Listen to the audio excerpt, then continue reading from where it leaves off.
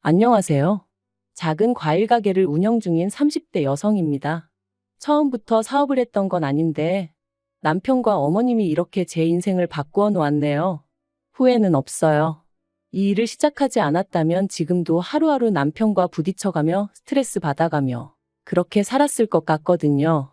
그러니 그런 생각을 하면 지금 저에게 주어진 이 시간에 감사할 뿐이지요.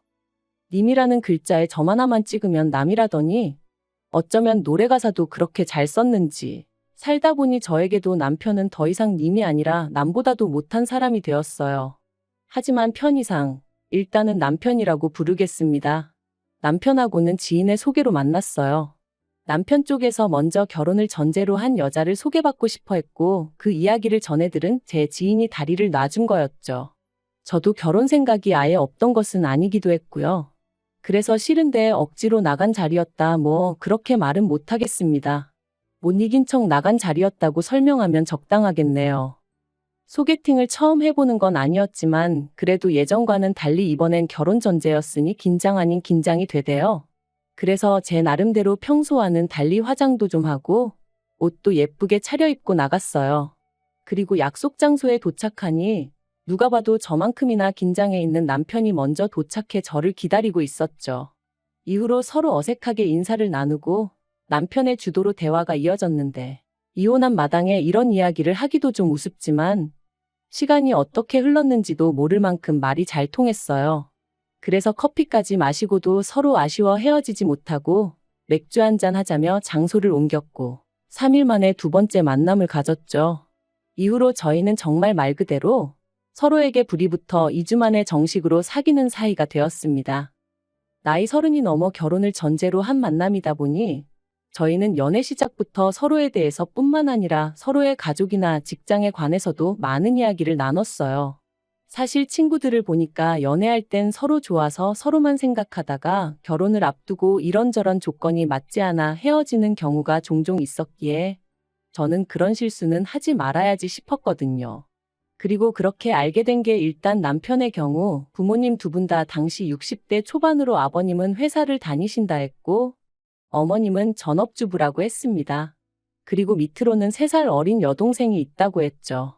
듣기에는 정말이지 지극히 평범한 가정이었어요. 또한 남편이 말하길 자기 부모님은 노후 준비가 다 되어 계시다며 자기는 전혀 신경 쓸 게 없다고 했으니 결혼 상대로는 대단히 좋을 것도 아니었지만 그렇다고 딱히 걱정할 것도 없다 싶었달까요? 그리고 제 친정 또한 상황이 크게 다르지는 않았습니다.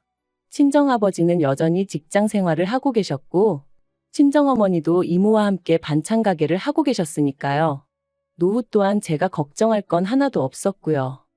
그런데 1년 반의 연애 끝에 정식으로 결혼 이야기가 진행되면서 황당한 사실이 하나둘씩 까발려지기 시작했습니다.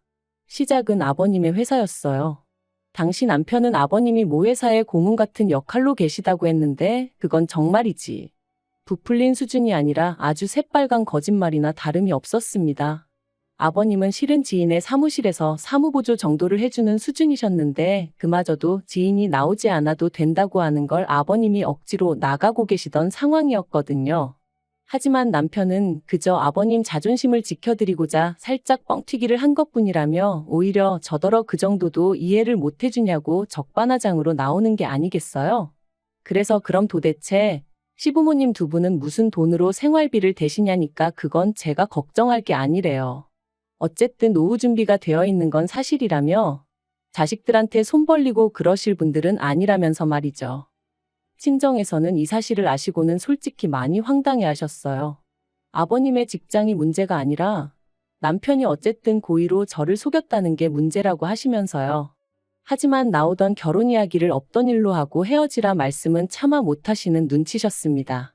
왜냐하면 이 일이 있기 전까지 적어도 남편과 저 두 사람만 놓고 보자면 정말 알콩달콩 예쁘게 잘 만났거든요. 싸워서 울고 짜고 하는 일도 없었고 게다가 남편이 저희 친정부모님을 뵙기 전이었음에도 불구하고 생신이면 케이크 사서 제 손에 들려보내, 명절에는 과일 보내. 나름대로 잘했던 건 사실이었으니까요.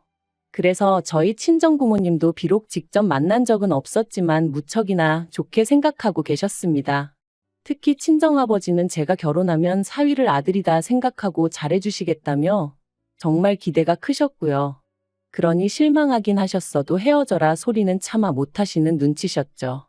그리고 무엇보다도 저도 남편에게 실망한 건 사실이었지만 그렇다고 사랑하는 마음이 순식간에 사그라들진 않았으니 말이 나왔으니 말이지만 답이 그게 아닌 게 뻔히 보이는데도 잘못된 결정을 내리는 사람들 보면 사람들이 지 팔자 지가 꼰다 그러잖아요. 저도 사실 그런 사람들 중 하나였고요.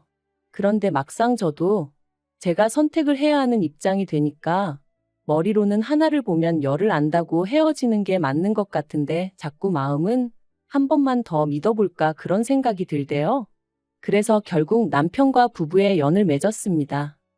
하지만 제 선택을 후회하기까지는 정말 오랜 시간이 걸리지 않았어요. 결혼한 지 2달이 되도록 남편이 경제권을 넘겨주지 않아서 결국 작정하고 제가 따지고 들었는데 그제서야 남편이 실은 시부모님 생활비를 대드리고 있었다는 걸 털어놓았거든요. 그것도 1, 20만 원 수준이 아니라 한 달에 무려 100만 원씩이나 드리고 있었죠. 어이도 없고 황당하고 제가 이제껏 드린 걸 돌려받아 와라 그런 억지는 쓰지 않겠다. 하지만 앞으로는 그렇게 못 드린다 했어요. 그런데 남편이 자기가 드리던 걸 안 드리면 당장 시부모님은 어떻게 살라는 말이냐며 그럼 제가 모시고 살 거냐고 뻔뻔하게 나오는 게 아니겠어요? 그래서 노후 준비 다 되어 계시다고 하지 않았냐. 자식들에게 손 벌리는 분들 아니라면서 이게 말이 되냐 하니. 이제 시부모님 연세 60 좀 넘으셨는데 어떻게 벌써부터 노후 자금을 쓰라고 하냐면서 자기는 그렇게는 못한답니다. 그럼 두 분 다 제대로 된 일자리라도 알아보게 하셔라. 특히 어머님은 어디 편찮으신 것도 아닌데 왜 집에 계시냐 했더니 그 연세에 어디 가서 일을 하시냐며 저에게 못됐다 하는데 정말이지 노후 자금을 쓰기엔 너무 젊고 일을 하시기엔 너무 늙었다는 남편의 문혼일을 도무지 당해낼 수가 없었네요. 그래서 결국 저희는 결혼한 지 3달 만에 네 돈은 네 돈 내 돈은 내 돈 말 그대로 반반 결혼 생활을 시작하게 되었습니다. 가뜩이나 얼떨결에 신혼집도 친정에서 해주셔서 이렇게까지 결혼하는 게 맞나 긴가민가 했는데 반반 결혼 생활까지 하게 되니까 솔직히 기분이 정말 별로였어요. 하지만 여기서 끝이 아니었습니다. 이제 와서 말이지만 아무리 사랑했던 사이라도 거짓말과 돈 문제로 자꾸만 부딪히니 마음이 빠르게 식어만 가더라고요. 그런데 정작 남편은 아무 일도 없었던 것처럼 행동을 하니 저 인간이 미친 건가 아니면 내가 못된 건가 싶어 자괴감도 심해져 갔죠. 하지만 어쨌든 이미 결혼은 했고 싸운다고 상황이 나아지면 모를까 오히려 스트레스만 더 심해져 갔으니 다른 부부들도 별반 다르지 않을 거란 나름의 위로를 하며 그렇게 결혼 생활을 이어나갔습니다. 그런데 그렇게 1년쯤 지났을까? 하루는 남편이 뜬금없이 식당을 하고 싶다대요? 식당이라니 할 줄 아는 건 라면 끓이는 것밖에 없었으면서 말이죠. 제가 뜬금없이 웬 식당이냐 그거 아무나 하는 거 아니다 했습니다. 그런데 남편은 어디서 뭘 보고 그런 확신을 얻었는지 자기가 기똥찬 아이디어가 있다면서 자기만 믿어라 어쩌라 난리도 아니었어요. 하지만 장사도 돈이 있어야 하지 남편이 얼마나 돈을 모았을 것 같지는 않았거든요. 그래서 그래 당신 마음대로 알아서 해 했습니다. 말로만 저러다 말겠지 설마 뭘 어쩌겠나 싶었거든요. 그런데 제가 남편을 너무 과소평가했던 모양입니다. 식당 이야기가 나오고 정말 2주도 안 돼서 남편이 회사에 사표를 썼다며 저한테 통보를 해왔으니까요. 아무리 반반 결혼 생활을 하고 있다지만 눈앞이 깜깜해지는 기분이었어요. 남편은 저한테 피해가는 일은 없을 거다. 오히려 제가 자기 덕을 보게 될 거다 하며 큰 소리를 뻥뻥 쳐댔지만 별 믿음도 안 갔고요. 그런데 이게 웬걸요? 회사를 관둔 지 2달 만에 남편은 보란듯이 서울 시내에 있는 식당을 인수했어요. 저도 말은 안 했지만 속으로 정말 깜짝 놀랐답니다. 그래도 원래 장사하던 가게를 인수했으니 권리금이랑 보증금이랑 못해도 몇 천은 들어갔을 것 같았는데 그 돈이 다 어디서 났나 싶기도 했고요. 하지만 알아서 괜히 골머리 썩느니 모르는 게 낫겠다 싶어서 굳이 묻지 않았죠. 초반에는 남편이 나름대로 기합이 바짝 들어가서는 아침 9시에 나가 새벽 4시에 들어오는 생활을 이어갔습니다. 그리고 그런 남편을 지켜보면서 저는 하마터면 거의 감동할 뻔했어요. 하지만 역시나 반년도 되지 않아 남편은 언제 그랬냐는 듯 점점 풀어지기 시작했고 급기야는 가게 오픈 시간도 자기 멋대로 바꾸는 거예요. 그래서 제가 그렇게 장사하면 손님들이 찾아오겠냐 한마디 했더니 그럼 네가 한번 해보던가 하며 버럭 소리를 지르는 게 아니겠어요? 어이가 없었죠. 내가 지더러 장사하라 그랬나 괜히 멀쩡히 다니던 회사는 때려치고 왜 나한테 화풀인가. 사실 가게 열고 나서는 그래도 남편이 열심히 하는 게 안쓰러워서 생활비도 3번이나 안 줬는데 제가 아무 말 안 하고 그냥 넘어갔거든요. 얼마나 없으면 저러겠나. 못 주는 사람 속은 오죽하겠나 생각하면서 말이죠. 그런데 그런 저한테 미안해한다거나 고마워하는 기색은 없고 화풀이만 해대니 기도 안 차더라니까요. 그리고 급기야는 남편이 권리금이고 보증금이고 뭐고 모르겠다며 아주 배째라는 식으로 나오기 시작했습니다. 제가 미쳤다고 한두 푼도 아닌데 그런 소리가 나오냐니까 저더러 네 돈도 아닌데 무슨 상관이냐는 거예요. 그런데 더 어이가 없었던 건 남편이 그렇게 나오자 어머님이 난리셨어요. 알고 보니 남편 가게를 차려준 게 어머님이셨거든요.